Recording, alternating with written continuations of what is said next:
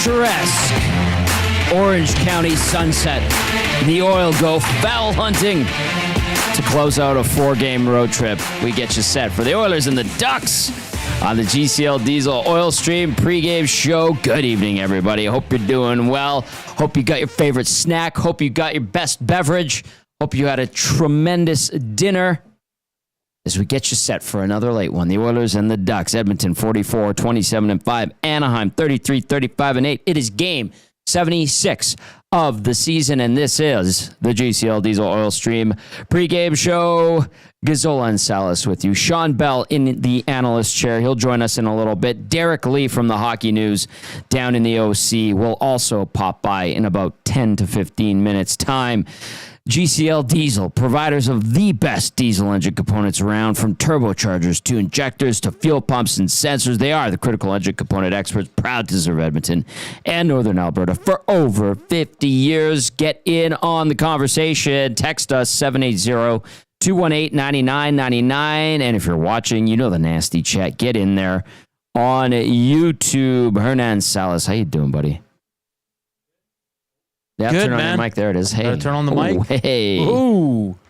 Good, man. Had some pasta. Took a quick nap. 30 minutes. Drove over here. Now I'm here with you, man. You're didn't here ask with for me. anything better.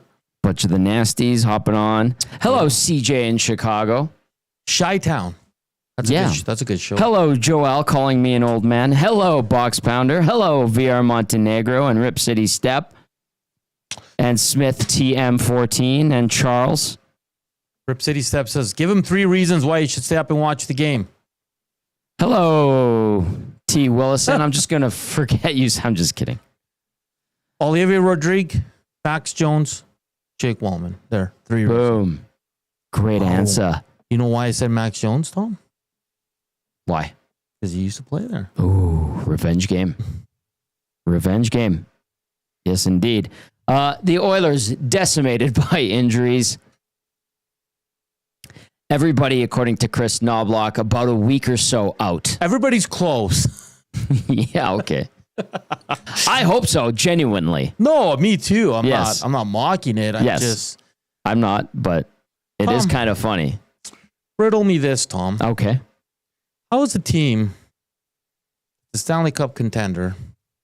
I'm just throwing that in there. It has nothing to do with what I'm going to ask you. All right. How is the team going to play shorthanded at this point in the damn season? We're going to find out, aren't we? How? 19 players they have available tonight. I know, but how is that possible? Like, management is like, do they know what they're doing? Like, you can't call anyone up. Like, it's just a mess, Tom. This team should not be playing shorthanded in April. Sorry. Maybe I'm being too harsh. I don't disagree with you. Like, I think it's unacceptable. a calamity of errors. Unacceptable. Much like the Oilers in the neutral zone most nights. Or off the rush. Ooh. Or off the rush. Hey now. Zing. Hey now. Well, we'll get to starting lineups. We'll get to the question of the night provided by the Latino Heat. We'll get to your thoughts. And we'll get you updated with what's going on in Bakersfield. Why does it matter? It would be nice to have someone to call up, wouldn't it? A lot has Seth Griffith injured last night. I think it's was it Clattenburg injured last night in Tucson.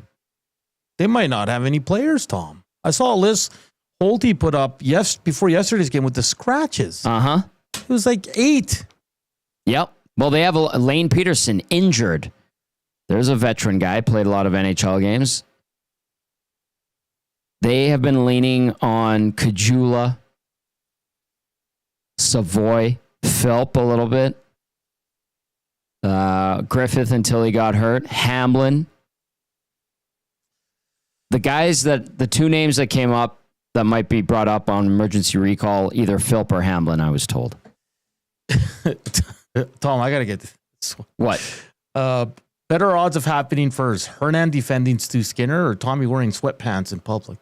Did I become the Stuart Skinner guy all of a sudden? I don't know, but I do wear sweats when I pop out for like groceries or something. I think I've seen you in sweats. Yeah, but I wouldn't wear them to work. Like Dusty's new ones today? I didn't say that. I just said I wouldn't wear them to work. He was so proud of his sweats. I happened to notice that. We got to get him some Lulu ones. I know. No. Okay, let me just get this Bakersfield stuff out of the way, because I texted you earlier in the day, and thank you for putting it out there for everyone on EST Afternoons. So Travis Dermott just returned and met up with the team. Took warm up on Wednesday. He was gone for a month, birth of a child. Wasn't good to play. Did not travel with the Condors, said he was sick.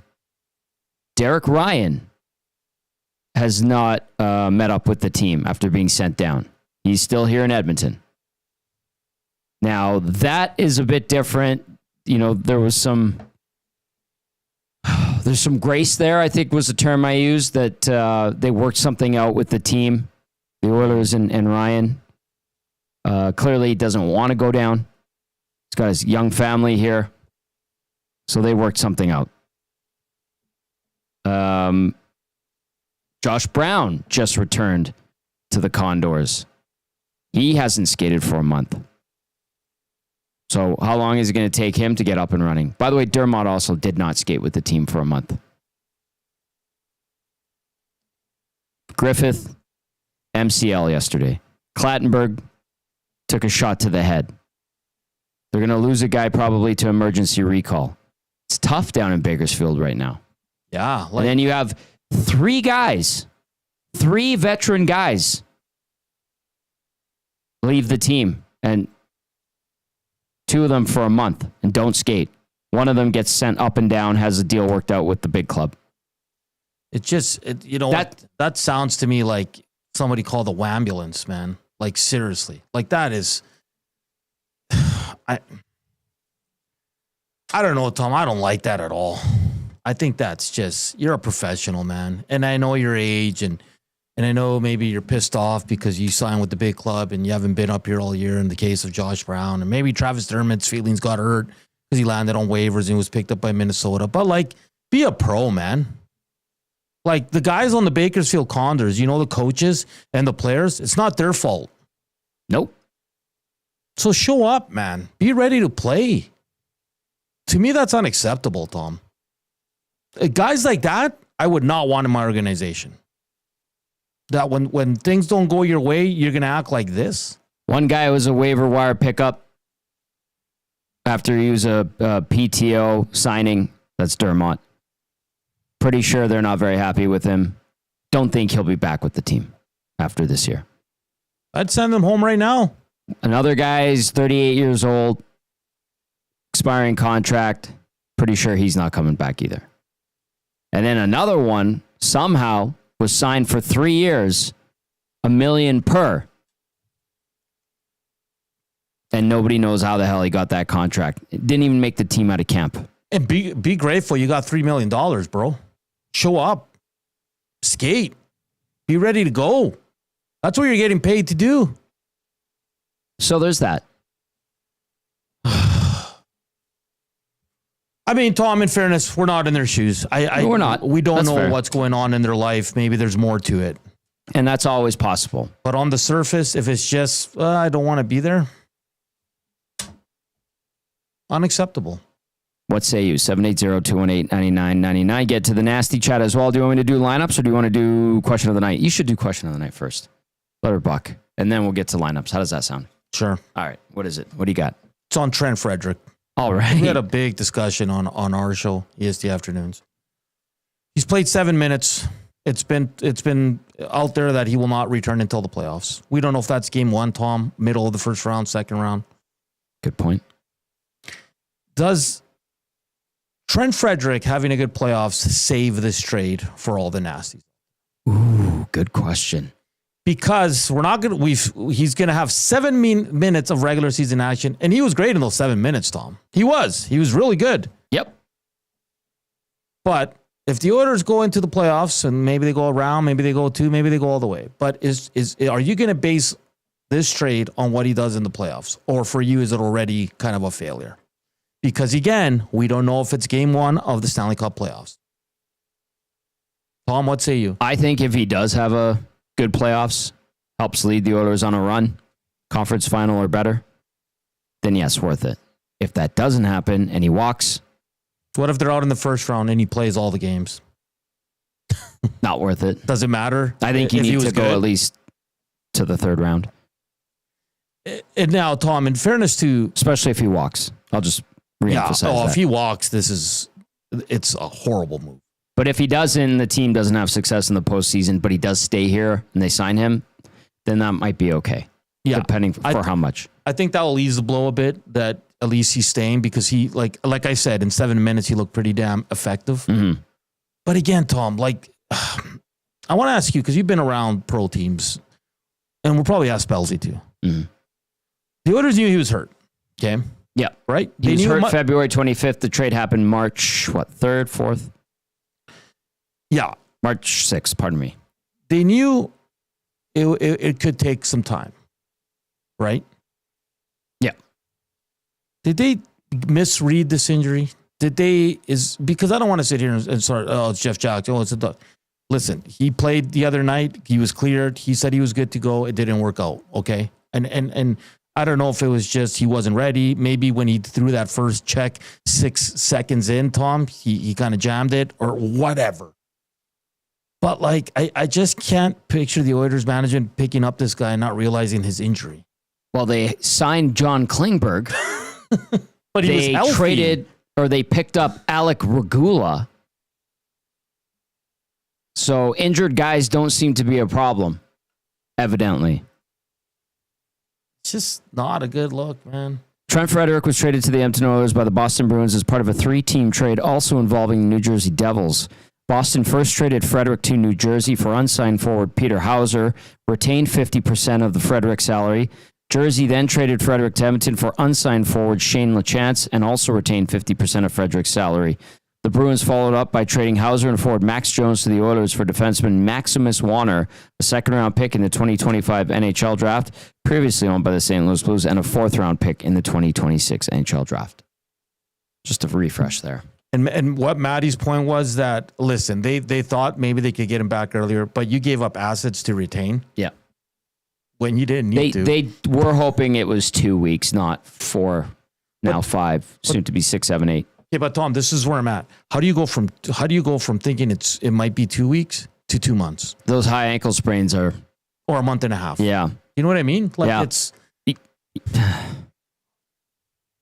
I was almost going to say you're better off just trying to sign him in the offseason instead of losing a prospect defenseman, second-round pick that you picked up for losing 2 NHL-ready players. Anyway. Zedmo says, Kenny looks like Scotty Bowman now. Yeah, but you guys all wanted him out. You wanted him out. We got receipts. They wanted him out. Not everybody, but some. Loud ones. All right, let's get to starting lineups before Derek Lee joins us. Starting lineups brought to you, as always, by South Fort Chev. Buy now, save. 0% financing, OAC up to 72 months, or save up to $8,000 on 2025 Silverado 1500s. And it's that time of year again for your seasonal tire service. Mention that EST sent you and receive an on-rim tire change for $59.95 plus tax. And they're also giving a big discount on inspections when you get your tires changed. See dealer for details, www.southfortchev.com. Drive a little, save a lot at South Fort Chev. The Oilers 11-6 tonight, the rare 11-6. Nugent-Hopkins between Podkolzin and Arvidsson. Henrique between Hyman and Perry.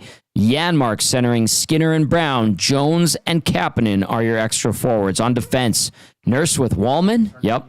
Kulak with Bouchard. I guess so. Stetcher with Emerson. All right. As for the Ducks, Ryan Strome between Frank Vetrano and Troy Terry. Leo Carlson between Cutter Gauthier and Alex Killorn. Mason McTavish centering Trevor Zegras and Sam Colangelo. Isaac Lundestrom with Nikita Nestorenko and Brett Leeson. On defense for the Ducks tonight, Jackson Lacombe with Radko Gudas. Pavel Mintyukov with Drew Hellison. Oliver Shillington with Olin Zellweger. Between the pipes, 24-year-old Olivier Rodrigue. Ollie getting his first NHL start. He has a 3.0 goals against average and .875 save percentage in his lone appearance. Mop-up duty on a bad night against Seattle. Rodrigue this year in the AHL with Bakersfield, 18, 15, and 7, 305 goals against average, 896 save percentage, 1 shutout in 40 games. With the Condors at the other end of the rink, it is Lucas Dostal, the 24-year-old, 22, 21, and 6, 307 goals against average, 903 save percentage, 1 shutout in 50 games this season. Dostal versus Edmonton, a 3-4 record, 370 goals against average, 890 save percentage in 8 games versus the Oil. That brings us to the Advantage Sport Medicine and Physiotherapy Injury Report. If your back hurts more than your pride after a triple bogey, it's time for an assessment at Advantage Sport Medicine. Book your assessment today at www.advantagesportmed.ca or call 780-460-9977. Here is your injury report for the Oilers. Leon Draisaitl, day-to-day, lower body. Matthias Ekholm, day-to-day, maintenance. Stuart Skinner, day-to-day, upper body. Connor McDavid, day-to-day, lower body. John Klingberg, day-to-day, undisclosed. Trent Frederic, day-to-day, ankle. Alec Regula, IR, knee. Evander Kane, LTIR, abdominal surgery, knee surgery. Let me catch my breath. As for the Ducks, Jacob Trouba, day-to-day, lower body. John Gibson, day-to-day, lower body. Ross Johnston, day-to-day, upper body. Robbie Fabry, IR, upper body. Brock McGinn, IR, torn ACL. That is your Advantage Sports Medicine and Physiotherapy Injury Report. If you want to get an assessment, call them 780-460-9977. And you can check them out at www.advantagesportsmed.ca as well. All right, if you are listening on iHeartRadio, TuneIn Radio, EdmontonSportsTalk.com's audio player, you can text us 780-218-9999. If you're watching on YouTube, get into the nasty chat. We are going to dive in to a lot of comments in and around the Oilers and even the Condors a little bit as we welcome in Derek Lee from the Hockey News from the Honda Center. Derek, what's going on? Did you catch that laundry list of injuries both teams are dealing with? My goodness. Yeah, it kind of reminds me a little bit of how the Ducks were last season. I mean, they had a ton of injuries. So, they don't have players quite as good as Connor McDavid or Leon Draisaitl, but can definitely relate on the injury front. Speaking of one of the injuries, a guy that was getting a lot of attention around here was John Gibson prior to the trade deadline. People not happy with the Oilers' goaltending overall. I get it, but what is plaguing John Gibson? How would you describe his season, and is this it for him in Orange County, do you think? Well, I don't know the stand of John Gibson in Anaheim, but, it really does stink to see that he came down with another injury. He'd been playing really well. It was kind of weird to see the other night. He had an 11-10, and I can't remember how many post-regulation losses he had, but it was just so strange to see him with less than 20 games under his belt for record, just because he's been used so much over the last few seasons. But, he had a great season in kind of a tandem with Luke Ostosaw, who's kind of been breaking out a little bit over the last 2 seasons. It would really be a shame if this was the end for Gibson, just because he's so close to passing Jean-Sébastien Giguère for the all-time franchise lead in wins. But, just based off of what kind of the Premier Insiders have said, Gibson might be looking for a move, and whether that's to Edmonton or another team in need of goaltending, we'll have to see this summer. Derek, Hernan here. The Ducks sit 2 games under 500. They will miss the playoffs again. But for the fans and the media and everybody in Anaheim, are you guys starting to see that this team is kind of turning that corner?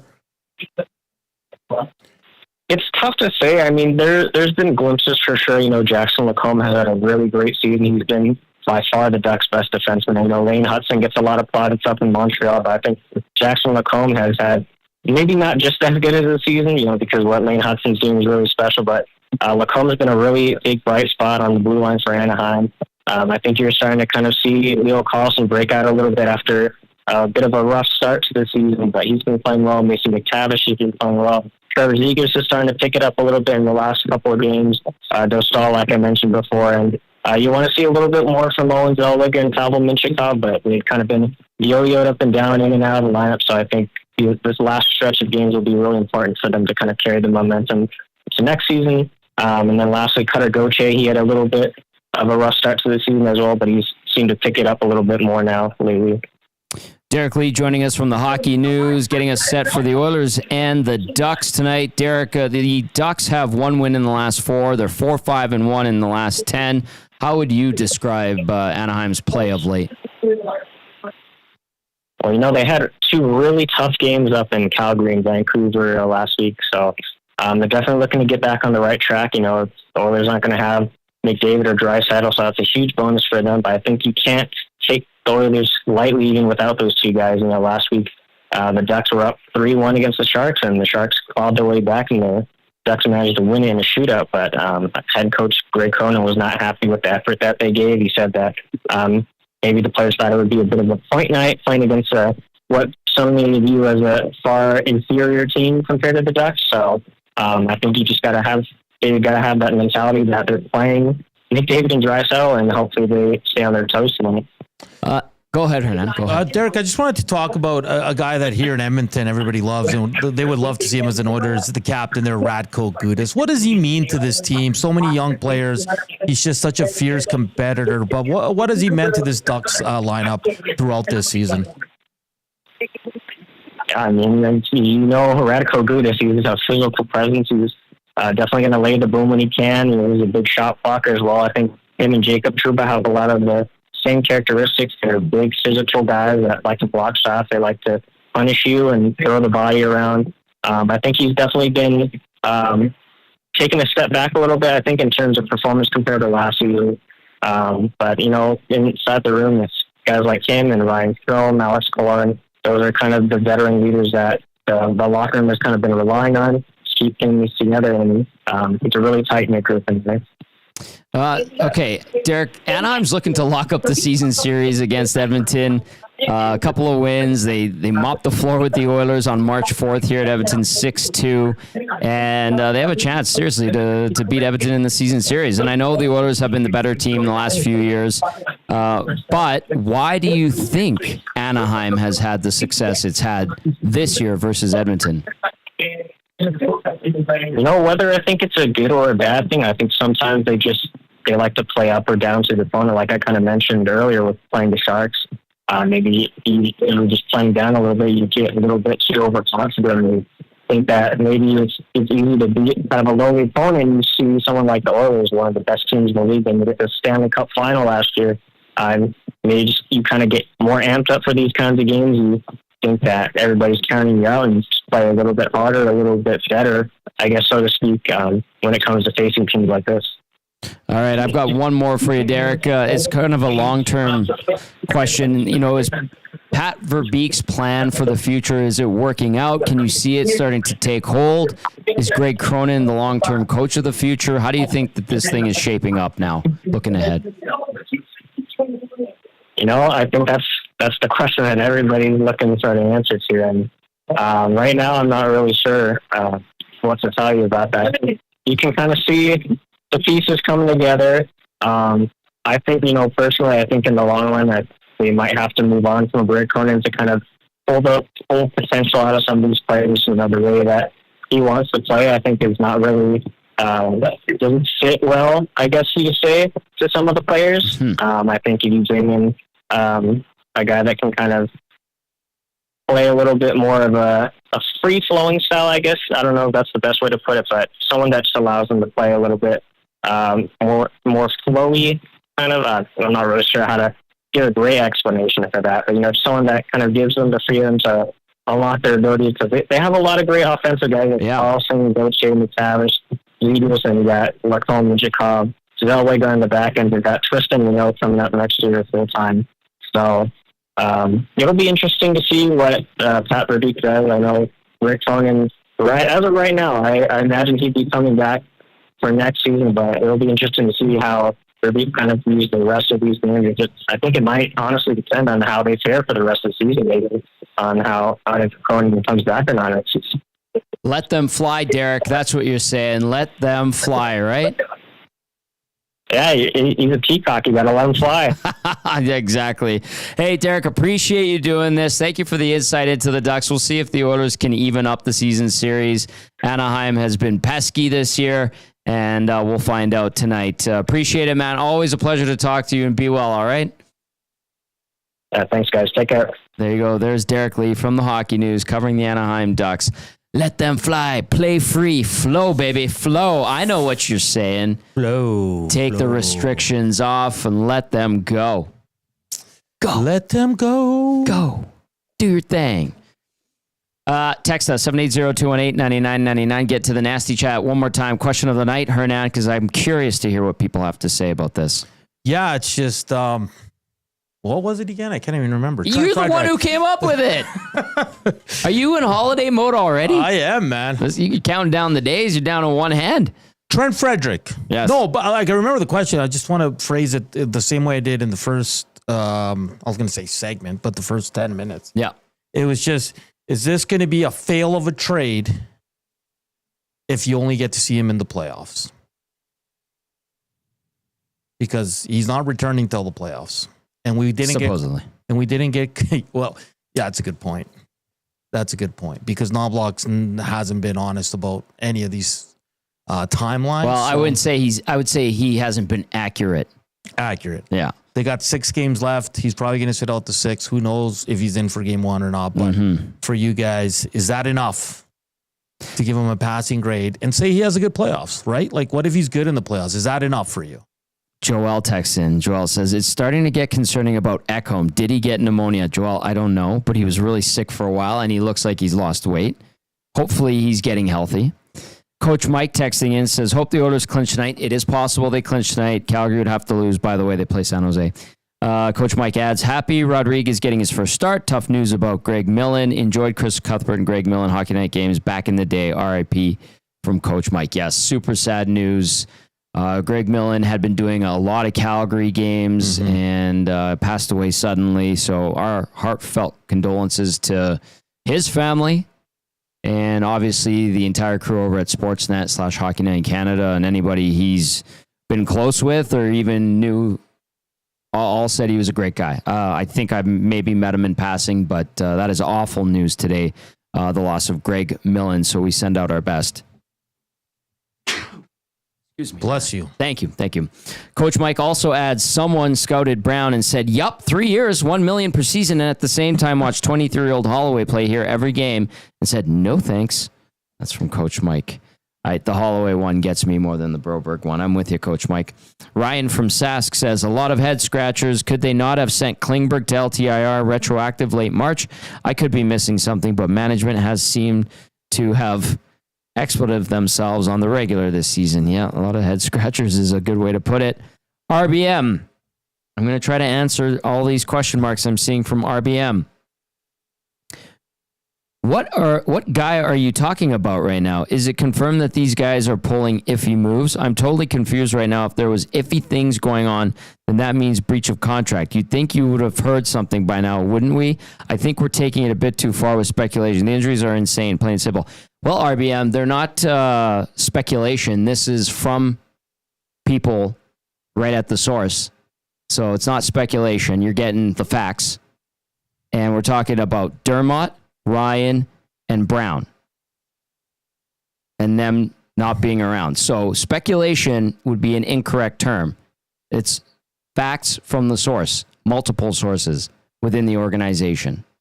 That's your update, RBM. So I hope I've unlocked the confusion and you see clearer now what we're talking about. My goodness. RBM also adds 8:42 game starts for the win. LOL. Props to y'all ESTers putting in these late nights. Yes, thank you. We appreciate that. It's part of our job, and we love our jobs. All right. My goodness. Let's proceed. What the heck is your secret to looking 20 years old from Yag Sparky, Tom? I'm sure he's talking to you. No, he's not talking to me. My secret? Yeah. Good camera lighting. Good hair. Good hair. Use Swedish hair cream, or I'm using Swedish hair paste right now because we ran out of hair cream. Don't smoke cigarettes. That's BS. And no kids, no wife. No gray hair. Oh, boy. Girlfriend, yes. But no kids, no wife. I noticed all my friends with kids and wives getting gray very quickly. Just something I've observed. I hope I answered that for you. All right, let's get to our game analyst, Shawn Belle, who's standing by. I saw him laughing quite a bit, actually. He was enjoying those last few minutes. He's still like, what are you chuckling at, Bellsy? Welcome back, buddy. I got nothing. Hi, guys. How's it going? What do you mean you got nothing? Something amused you? Something? Well, I mean, fancy? like your take on why you're so young, that why you sip the fountain of youth is quite amusing. I'm being honest. I don't think you're wrong, and I didn't disagree with you. Thank you. Appreciate that. All right. Do you want to answer the question of the night before we get into game changers? And Hernan, you want to throw it out there one more time? Yeah, if Trent Frederic only appears in the playoffs for the Edmonton Oilers, despite how long they go, Belsley, would this still be looked as a failure for the Edmonton Oilers when it comes to that move? Yeah, like I don't personally care for it. I don't like the idea of trading for injured players, and if you are going to trade for an injured player, like you want him to be, ready to go, as in the week of the trade, or he's ready the following week. But this to me right now is just, it's a little too long, and at the end of the day, you're hurting your lineup because you need a player like Trent Frederick in your lineup. It's clearly depleted. There's multiple injuries, and you want to be able to have bodies, especially ones that you trade for, in the lineup, because you're trying to improve your standing. As much as you're trying to win a Stanley Cup, you're still trying to improve your standing throughout the regular season. So I do think it's important that you don't trade for injured players. Belzy, I mean, I don't know if you ever had a high ankle sprain in your pro days. I did. Okay, like it took me 6 weeks. 6 weeks. Okay, so then his timeline's probably the beginning of May. Let's just be honest, because he got injured towards the end. Well, no, it'd be about now, but it seemed like he rushed it and whatever. Like, we don't know what was said, if he was cleared and all that. But 6 seconds in, Belzy, and he felt it right away. Yeah. Oh yeah, like it's the weirdest injury, because when you're walking day to day, you feel completely perfect. But when you put it in a boot and when you start skating, in the skating mechanics, that last little piece, of your stride is a bit of a toe flick, right? That's the part right there that actually just kills. And like, you can't move it. You can't really do much side to side. You can't really push off of it, but it's an illusion, because the minute you take that boot off, you ice it and you start walking around and you're doing your thing, it feels and looks like you're perfectly fine. So it is hard. Like I said, it took me 6 weeks. And I'm not a guy that likes to sit out. I'd rather be back quicker than not. And it's a different injury for sure. Well, because me and Matt were talking about, because he was skating, he was practicing, and I just said, I go, sure, but in a practice, you're not, there's not 5 other guys trying to take your head off. They're not making you move in different directions, correct. Right? So is it fair to say that like you can't replicate what's going to come in a game in a practice?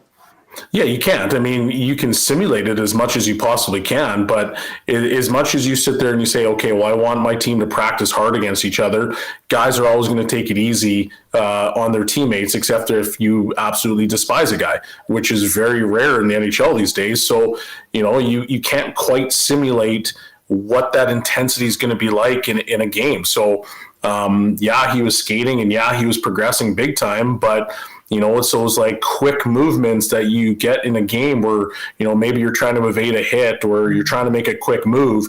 It's just something that happens a little bit faster, and you got to be a little bit more powerful with some of those moves or quicker. And that's what kind of sets you back. All right. It's Game Changers with our game analyst, Shawn Belle, giving us the descriptor on a high ankle sprain. Bellsy, I think you said it right off the top. Don't trade for injured guys, or pick them up or sign them. But what do we know? Well, I mean, like in a perfect world, you don't want to trade for them. But I want to also do my due diligence to know, okay, well, hey, he's got a high ankle sprain. Is he a week away or is he a month away? Because a month away to me is not worth it, especially with the amount of assets that you gave up. And then closer to the season, like, to me, you're not really getting the return on investment if he's sitting out as long as he is. So, I'm not saying don't do it, because if it was Mikko Rantanen and he was hurt, we'd probably be like, I'd probably trade for him. Touche. A bit different than Trent Frederick. All right, let's get to Game Changers. Brought to you as always by Damon Bunting Real Estate. Damon Bunting, consistent top producing realtor in the greater Edmonton area for over 17 years, community driven, and understands what it takes to make a difference in our city. So check him out at damonbunting.com or visit his Instagram at Damon Bunting Real Estate. Number one tonight for the Oil, Bellsy. Depth, step up. Honestly, man, every single time I come on this show, I feel like I'm talking about the exact same thing. But the reality of the situation is you need your depth to step up. Like you play in LA on Saturday. You didn't really do much. I mean, the game was, in terms of shots, was closer than probably, in my opinion, the game was. But you didn't do enough to win that game. And Leon's out, Connor's out, Frederick is out, Kane's out. Like, you've got a lot of guys and a lot of firepower that is sitting out of the lineup. Those depth players that want to be in the playoffs, like, they got to show something. They got to step up their game, and they got to start to push it towards playoff levels. And it can't be a situation where they keep sitting back. Like, these guys got to go. It's time. It's getting closer and closer every single game. The depth players have to step up, excuse me, because you know that when Connor gets back, Leon gets back, Kane gets back, some of those guys, they're going to get big-time minutes. But the margin of error in the playoffs is so small that you need those depth players to be ready, they need to be available, and they need to make impacts. And that's how you move forward in the playoffs. All right, point number one of Game Changers, depth, step up. We have talked about it a lot, but it's relevant again with so many guys out, like Bellsy outlined. All right, point number two tonight, Shawn, win the special teams battle. And I understand why you bring this up, because you look at the special teams.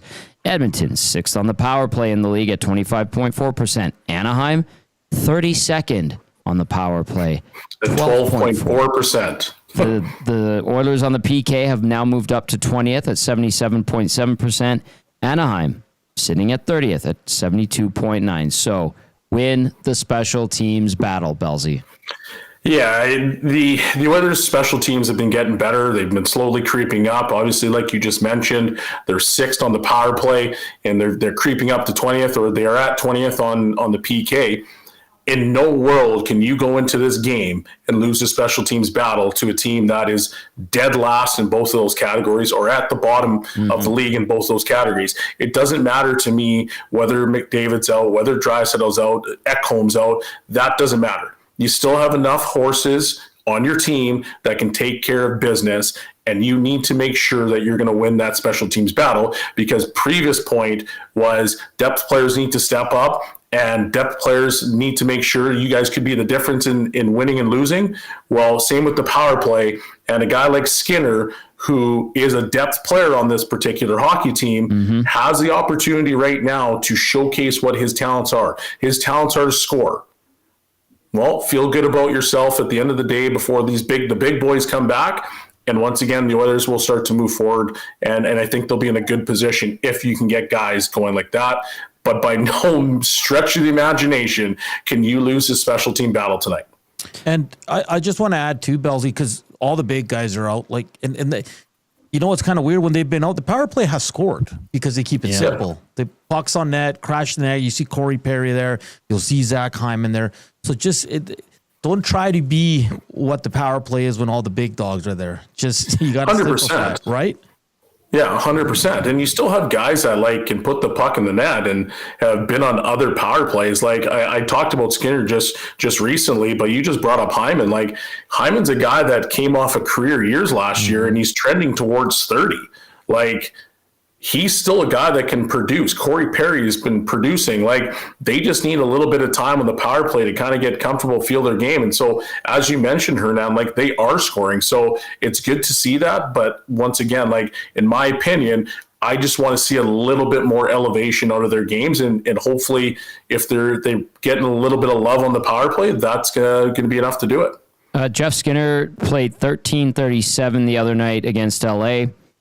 A minute 38 on the power play. Now, I know this isn't a big difference, but Kasperi Kapanen played 15:21, 2 more shifts than Skinner.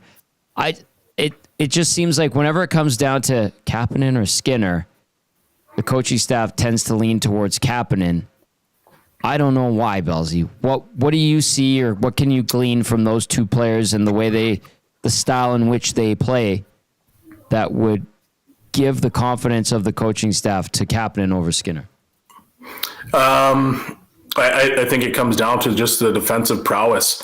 I think Skinner's miles better on the offensive end. But I also think that Kapanen might be a little bit more polished on the defensive end. And, Kapanen has been playing on the PK. That's a difference. If Jeff Skinner's only playing 5-on-5 in the power play and you've got Kapanen that's kind of doing all three, right there, that might be the two shifts. And I think that's really what it boils down to at the end of the day. Do I agree that it should be 15-13 for the two players respectively? Probably not, because I do think that Skinner could have a bigger impact on the game because he is a bit of a game breaker in certain respects. But at the same time, Kapanen plays on the kill. He's good on the kill. He's pretty decent in his own zone. So it's I don't think it's fair, but it is what it is because of what they currently need, and especially with the guys that are out. Kapanen has been rolled out with Podkolzin on the PK as a duo, so that is a good point. And I knew you'd have a good answer on that one. It is Game Changers with our game analyst, Shawn Belle, in for Matt Cassian tonight. Point number 1 was depth, step up. Point number 2, win special teams battle. Point number 3, Bellsy, you ready? Oli, yep. Oli, Oli. Oi, oi, oi. Olivier Rodrigue, first ever NHL start. Yeah, good for him. This is a special moment for the kid. I mean, this is a true start for him. Let's see what you can do, and hopefully let's create a goaltending controversy with your performance tonight. Oh, stop it! Honestly, I'm excited for a start. I mean, it's all joking aside, I think he's earned it based on the way he's played in the minors. And this is a perfect time for him to try to establish himself and to see what he can bring. Because here's a question that I'm going to throw out both of you. What happens if he's lights out tonight? What do you do? Bravo. Good job, kid. Are you sure you don't do anything? Yes, because you're looking for the best possible opportunities. Bellsy, can I read some stats off for you? Jordan Binnington, before I let you get to that, Jordan Binnington, what happened with him? He came up, he was lights out. All of a sudden, look at this guy right now. 18, just a hypothetical. 18, 15, and 7 with a 305 GAA, 896 save percentage, 1 shutout in 40 games with Bako. Are you saying? All right, I take it all back. Thank you. That's what I was hoping for. This is Skinner's team, Bells. I'm just kidding. I'm kidding. Yeah, I'm stirring the pot at this point. But I hope he has success. I'm very excited for him. This is well. Yeah, I do too. I think this is a really, really cool moment for the kid, and I hope the Oilers decide to show up and not allow him to be shelled tonight. I think that's the biggest hope, at least in my mind, because we've seen what they can do when they decide that they don't want to show up. Just to compare, Binnington in his last couple of years in the AHL, his last one, 18-19, before the big call-up to help St. Louis win the Stanley Cup, he was 11-4 with a 927 save percentage and a 208 goals against average. The year prior in Providence, 926 save percentage and 205 with a 17-9 record. And then I'll go back one more year, boys. He was with the Chicago Wolves in 16-17. 16-7-3 was his record. 911 save percentage, 271 goals against average. Those were good numbers. A bit of a journeyman in the minors, hey? Yeah. Interesting. I had to go down to the ECHL briefly. Oh, the Cheese Toast League. Awesome. I just hope, and this might be wishful thinking, fellas, no matter how it goes for Ollie, let's not overreact, please. Ollie. Good or bad? Oi. I'm Hernan, I agree. I agree with you. I am rooting for him too. I want to see him do well. I want to see the team play in front of him because this is a big moment. You get your first game, your first true game in the NHL. You're getting a start, not a relief moment, an opportunity of relief and pulling somebody out of the net. this is big. And once again, I go back to, I'm trying to be positive Bellsy today. I hate positive Bellsy. But he sucks. The reality is there's times where the Oilers leave their goaltenders out to dry. And I honestly hope that they do not do that tonight for Rodrigue. Fair. Any stories of young goalies, whether it was AHL or NHL, when they were getting their first starts? Like, would you guys have to talk to each other and be like, hey, let's protect the house for this guy, let's be more responsible? Or was it, all right, good luck, kid? It's good luck, kid. I mean, it's at the end of the day, like, you know what you need to do as a pro. These guys are all professional hockey players, and it's kind of an unsaid thing. Like, you got this young kid in net and you want to do the best for him because you want to make it a special moment. Like, you don't want to go into that game, lay an egg, and then the guy gets shelled for 7 goals. Like, that's not fun for anybody. So I think they have that mentality where they need to make sure they're coming out. They're playing hard for them, and especially with the lack of players that are out of their lineup, they have to produce a little bit more and they have to go a little bit harder. Bellsy, that was Game Changers, brought to you as always by Damon Bunting Real Estate. Depth step up, win special teams battle, and Ollie. Oi, oi, oi. I'll see you on the post-game show, big boy. There you go. There's Shawn Belle in for Matt Cassian. Great stuff as always. I like that. A little bit of fun. It's late. It's Monday. Let's turn that frown upside down. Hell yeah. Hell yeah. Speaking of Olivier Rodrigue, we have some pregame comments from him. Do you think it would be an appropriate time to share them with everyone? Let's do it, man. I think that would be great. He's making his first NHL start, second appearance. It is Olivier Rodrigue. Here he is prior to the game. Thoughts, emotions, and feelings as you prepare for start number 1. Really excited. I've waited a long time for this, and I feel like I'm ready. So I just want to go out there, enjoy it as much as I can, but also give my best and work hard the whole game. Drafted in 2018, what would you kind of say about your journey in the last 7 years and what it took to kind of get to this moment? Yeah, it's been a long time too, with the COVID and everything. It's kind of different parkour. I went to Europe for a little bit and came back. Didn't really play my first year in the AHL. Then the second year was up and down the East Coast. I think it's all normal and it's all part of the journey for a goalie, but it's finally the time, so it's pretty exciting. And my family's going to be there tonight, so it's a pretty cool feeling, and I'm sure they're happy for me. Excuse me, I'm sorry. Who's all here tonight? Who's coming in? So my dad, my mom, my godmother, her girlfriend, and then my little cousin, my brother is coming with his girlfriend, and my fiancée will be there too. Yeah, a good group. You had to open the wallet up. I have to. But. Did you, I know it's always longer for goalies. It always takes longer. Did you ever hit a point in those years where you wondered if you'd ever get to start? I knew my chance was gonna come, but at the same time, you see those guys that you played with, they made their debut a bit before me, so kind of wondering a little bit, but at the same time, you don't want to put too much thought into it. So I think everything happens for a reason, so I'm sure my time was gonna come, and just have to be ready for that day. Guys, when you see other guys, you're talking about other guys around the AHL, like guys you play against would go up, and somehow you never got the call. It's part of being a goalie, and luckily for the Oilers, they never really had any injuries over the years. So, but I can't control that. But at the same time, I was doing my work in the AHL with Bakersfield, so just have to be ready for this moment. And with that work, how much would you say your confidence has grown, especially in the last couple of years?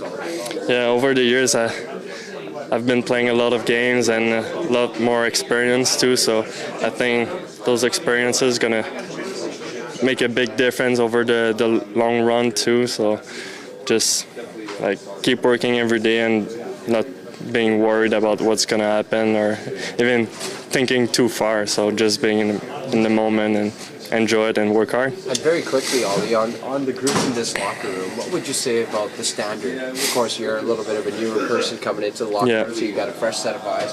What can you say about the standard that's in this room in terms of winning? It's a winning organization. They proved that over the years. So you come in and there's a level of expectation. So you're just trying to fit in. And I've been long enough to know the guys a little bit over the years, but you just want to be part of it and keep working, and we'll see what's going to happen. Yes, indeed. Olivier Rodrigue getting his chance to be a part of it tonight, making his first ever NHL start. He'll be going up against Lucas Dostal. When he was talking about the guys there that he had seen get the call before him, Dostal would be one of them. He was playing against Dostal. Rodrigue with the Condors, obviously. Dostal with the San Diego Gulls. Dostal gets his shot briefly in 2021-22, 4 games. Then the next year plays 19. Did play some time in the AHL in 22-23 as well. And then finally last year, his first full year with the Anaheim Ducks for Dostal. Appeared in 44 games, 14-23-3 record. And then tonight, Rodrigue and Dostal square off again. Dostal basically becoming the de facto starter for the Anaheim Ducks. He's played 50 games, 22-21-6 is his record, 307 goals against average, 903 save percentage, but a familiar foe, Hernan Salas, at the other end of the rink for Ollie Rodrigue. Yeah, it's great. And it's great to hear his family's going to be there. Yes. And, you just wish the best for the kid. Under tough circumstances. I mean, the Oilers are shorthanded, without a lot of key players. But I'm sure he's going to love it. I'm sure he's going to be rock solid. And like I said, let's take, if he's brilliant or if he struggles, let's take it with a grain of salt. It's his first start. Good point. So let's not overreact to Ollie Rodrigue's performance tonight. But all in all, I think we all want him to have success. Of course Absolutely. we do. The young guy. Yeah. Proud Papa Sylvain. Papa, Mama's going to be there, his brother, his little cousin, his girlfriend, fiance. Did he say girlfriend and fiance? No, I think he said his brother's girlfriend. Oh, his brother's girlfriend. I was like, wait a second. What's going on? Yeah, wait. Ollie. Hey, Ollie. Behave. Hey now, West Coast and East Coast. It is hot in here, It is toasty in the studio. Smokes. I bring up Sylvain Rodrigue because he was an Oilers goalie coach for almost a decade. And, almost a decade. Spent most of his time the last 5 or 6 years in Bakersfield, obviously worked with his son, Sly, now working as a goalie coach with the Charlotte Checkers. Great, awesome guy. Just an awesome guy. So very happy for him because I know he's going to be a proud papa tonight at the Honda Center watching his boy get his first National Hockey League start. All right, we have a few minutes left. I'd like to read some texts. Norman a Combine. Why are you laughing at that? No, I'm laughing at a text. Oh, okay. It says, good evening, gentlemen. First night of nights. Can't wait for May 29th when done. Let's go, Oilers. Norm, hang in there. Which one are you laughing at? Big Dave. Hernan telling Oilers fans not to overreact. It's like me telling my kids not to make noise. No, but this is where I'm at. I like that. If he's great, fantastic tonight. All I'm saying is he's not the starter of the team, okay? That's my point. Let's not overreact. Right. Yeah, we know. If he struggles, we're going to talk about it, Tom. We have to. It's part of the gig. Yes. But at the same time, doesn't mean he's the worst goalie ever and he should never play another game again. And, because... That would be overly critical. Yeah, that's what I mean. We can be critical and we can praise him. It's going to be one or the other tonight, Tom. But what I'm saying is let's just not take it off the deep end, right? That is very fair. Very, very fair. In regard to the question of the night, which is, am I saying this right? Was the Trent Frederic trade worth it? Am I summing it up properly? If he plays in the playoffs. Was it worth it? Yeah. Okay. Because according to the Oilers, he's not going to play in the regular season. Correct. So he had a setback after last game. Mike in Thunder Bay, in regard to the question of the night. If the Oilers win the cup, not a bad trade, whether he resigns or not. If the Oilers re-sign him, not a bad trade. If he only plays for the playoffs and the Oilers are bounced, bad trade. And Mike in Thunder Bay adds, you know what's worse than an 8:30 p.m. game? A 10:30 p.m. game. And that's what Mike in Thunder Bay, with that Edmonton, or that EST, Eastern Time is dealing with tonight. I want to say. Hopefully the Oilers are up sports talk. 5-0 after 2, and you can just go to bed, Mike. Wouldn't that be lovely? Oh, that would be great. Doof chiming in. What's up, Doof? Says, if he performs well in the playoffs, then yes, the Frederick trade is fair. No one will care about the regular season by next year. And so those are some of the texts that have come in. Anything on the nasty chat? We've got quite a few viewers. there's for a late one. man.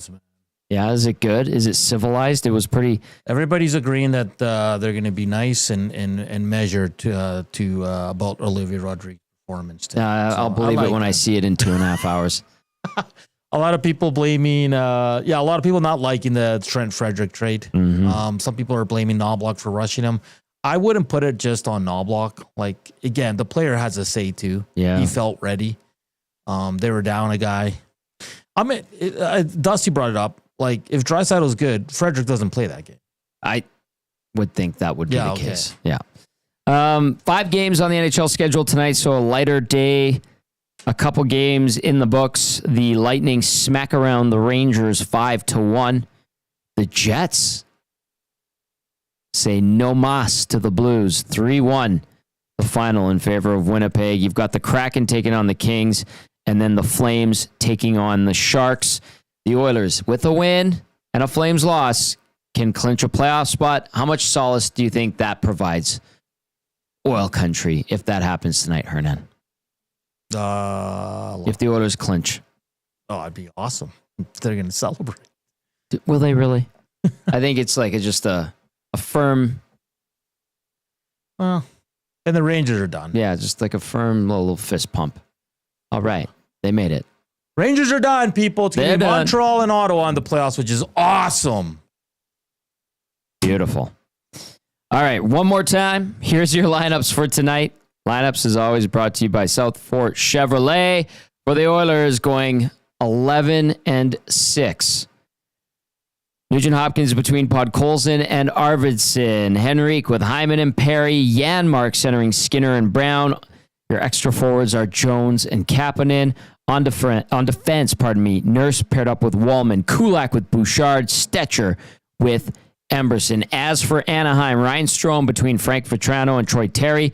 Leo Carlson with Cutter Gauthier and Alex Killorn. Mason McTavish centering Trevor Zegras and Sam Colangelo. Isaac Lundestrom with Nikita Nestorenko and Brett Leeson on his flanks. On defense for the Ducks tonight, Jackson Lacombe with Radko Gudas, Pavel Mintyukov with Drew Hellison, Oliver Shillington with Olin Zellweger. Injured players for Edmonton, Draisaitl, Ekholm, Skinner, McDavid, Klingberg, Frederick, Regula, Kane. For the Ducks, Trouba, Gibson, Johnston, Fabry, McGinn. Your starting goalies, Dostal for the Ducks, Rodrigue for the Oilers. The battle of the 24-year-olds. One guy, more seasoned in the NHL, that's Dostal. The other guy, first career NHL start. We're definitely rooting for the young guy making his first NHL start. Both of them young guys. Let's see if Rodrigue can help backstop the Oilers to a victory. 3-1 on this road trip, by the way. Pretty good.